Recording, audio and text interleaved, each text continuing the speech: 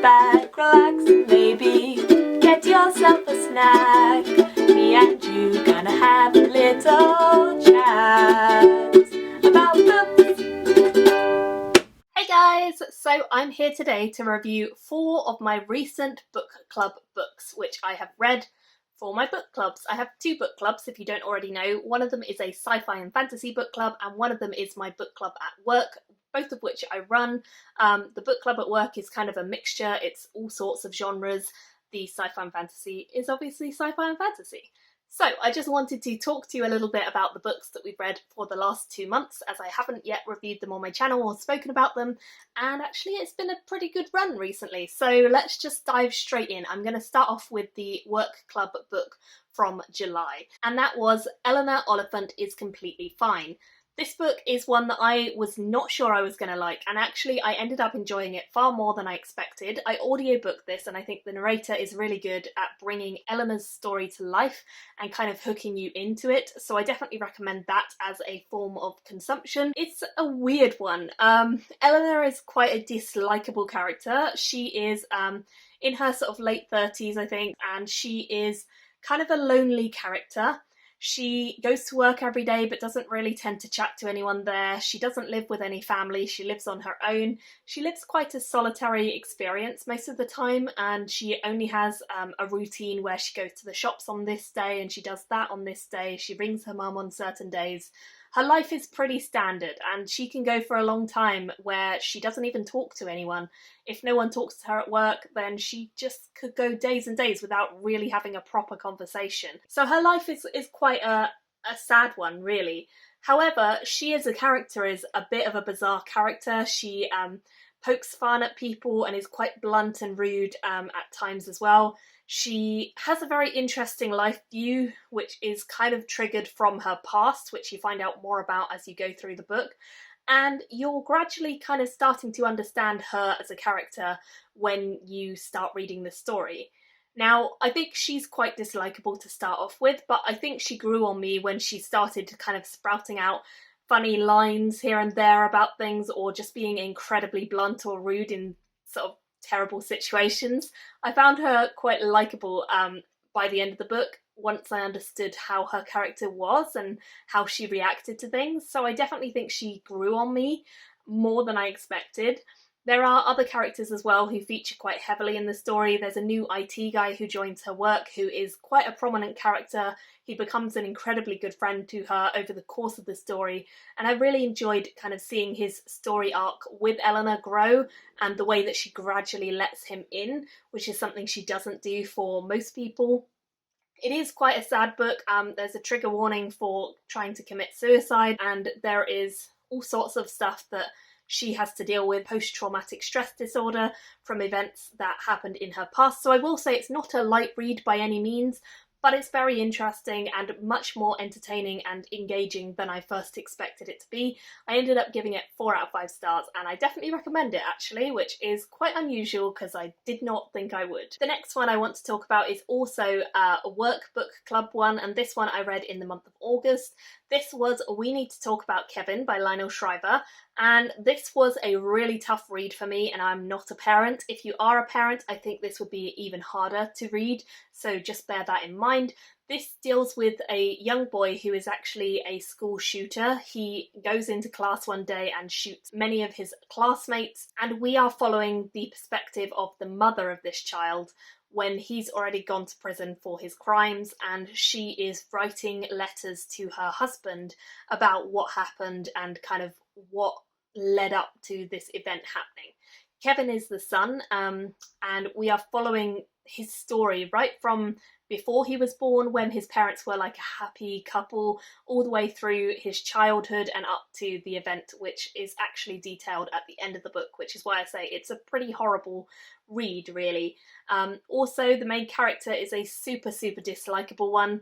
She's called Eva, and I really didn't like her. I found her to be incredibly vain and incredibly annoying with a lot of her thoughts and a lot of her ways of doing things. I did not particularly connect to her in any way throughout the course of the book. I could understand where she was coming from, and I don't think it's a clean cut, it was her fault story at all. It's actually a story which raises the question of, is it nurture or nature which can make someone do something as horrific as a school shooting?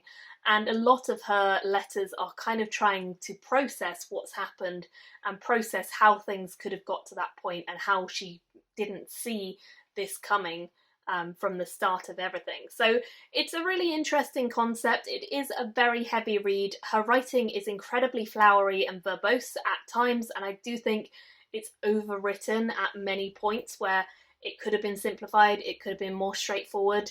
The audiobook for this is actually an abridged version, so you don't get the full story if you audiobook it. I actually read this one and it was long.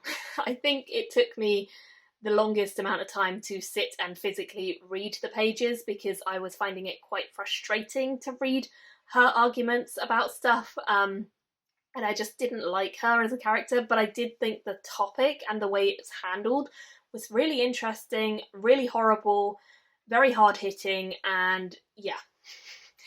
If that appeals, maybe you'll want to read the book. Who knows? I think I gave it a 3 stars in the end because it is a really interesting concept. I did like the ideas and the themes, but I struggled a lot with the reading of it and wanting to enjoy characters rather than dislike the characters the whole way through. There are a lot of horrific things that happen with Kevin, with his little sister, and with his classmates and people he knows leading up to the event where he does kill students. So it's a pretty horrible book in general, but it does deal with some very interesting themes. The next books are the sci-fi and fantasy picks for the last 2 months. So last month in July we read Escaping Exodus by Nikki Drayden. This book was one that was kind of on my radar. I think someone recommended it to me on Twitter and it was part of my Twitter recommends me my TBR video. And I actually enjoyed this one an awful lot. I was quite surprised by how much I enjoyed it, and it is a pretty weird concept as well for a book. This follows a civilization who are travelling through space inside of a giant creature. They don't really know too much about the creature, but they do know how to exist inside it and use the creature for their purposes, for the purposes of living. The society we follow is people of colour, and they are largely female as well. It's a much more female-dominated society in general. They are not the only beast dwellers in space. In fact, we know there's some other civilizations who are also dwelling inside space beasts, and they are all kind of doing so because they have no hope of returning to Earth.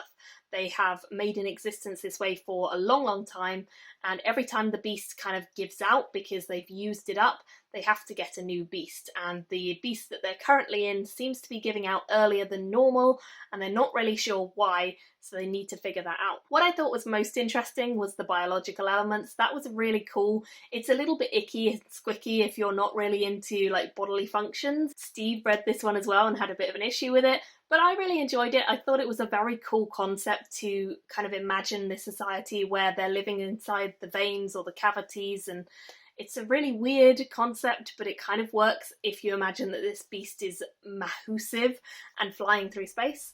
So yeah, weird but cool. I thought it was interesting the way that the civilization we follow has to trick the beast into kind of existing with them. They have to do things that would kind of change the way the beast normally is so that it makes it more temperate inside for them to actually survive and live, which could be good or bad for the beast. They're not quite sure, but their main concern is existing and surviving, of course. They have to cut out tumours, reshape sections of the beast, and keep it at a fever level to keep the climate okay for them so they don't all freeze inside it. The whole of the working class society in this is kind of the people who deal with the beast on a day-to-day basis and keep it up and running for the elite classes who don't do that much. The main characters of this book are vastly different in terms of status. We have the heiress, and then we also have just a general worker in the heart. They've been best friends for a long time, but when we meet them, their relationship is kind of on the brink of changing from best friends to lovers,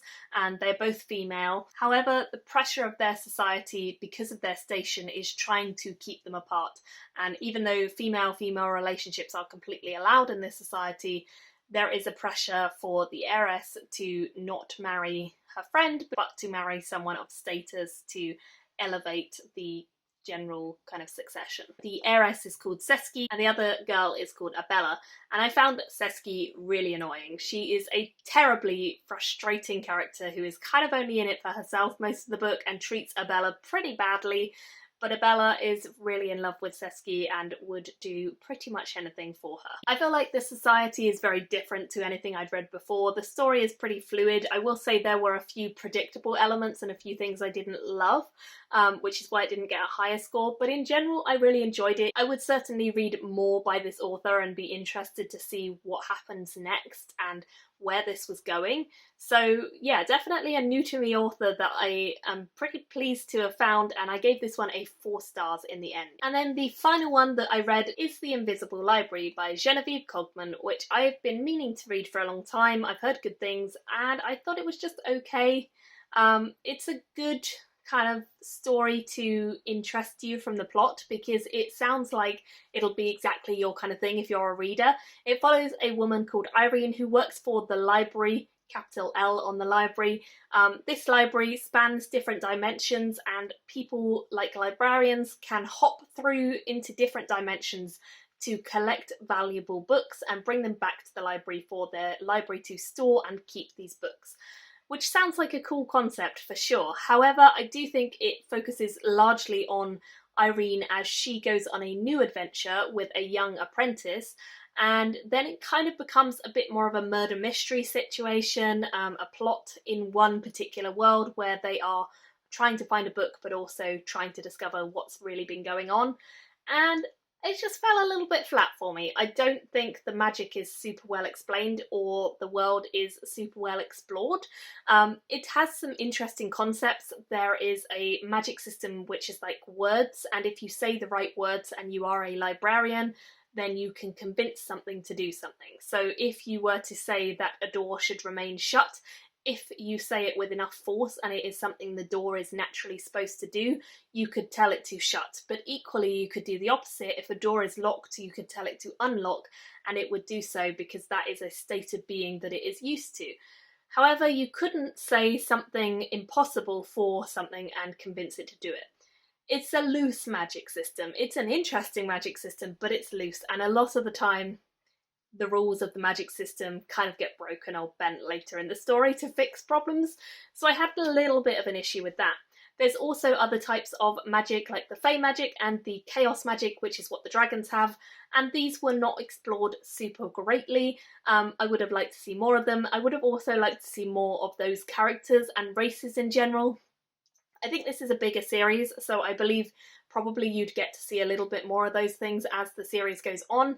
But for me, it was just an okay read. It was fun, but it was nothing standout, and I don't think I'd continue on with the rest of the series, so I gave it like a 2.5, very middle of the road, very fine, but nothing to write home about. So those were my thoughts on those 4 books. I'd love to know if you guys have read any of them for book clubs or otherwise.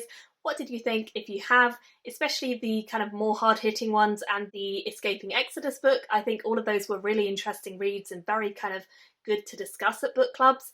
I wouldn't say The Invisible Library was a great one for a book club because all of us felt a little bit the same way about it being just a little bit flat and off, so it didn't work super well for anyone. The others all provoked really interesting conversation and were very fascinating to discuss, if nothing else. So yeah, really enjoyable last few books from the Work Book Club and the Sci-Fi and Fantasy Book Club, and of course I will continue to let you guys know what I've been reading for those clubs as and when I get through them. I think the next one that we're reading for Sci-Fi and Fantasy is An Absolutely Remarkable Thing by Hank Green, so that will be an interesting one and I will report back on that one soon. Leave me your comments below. Thank you all for watching and I'll see you very soon in another video. Bye guys! Thank you for watching my video today. Go pick up a book, then come back and chat with me again.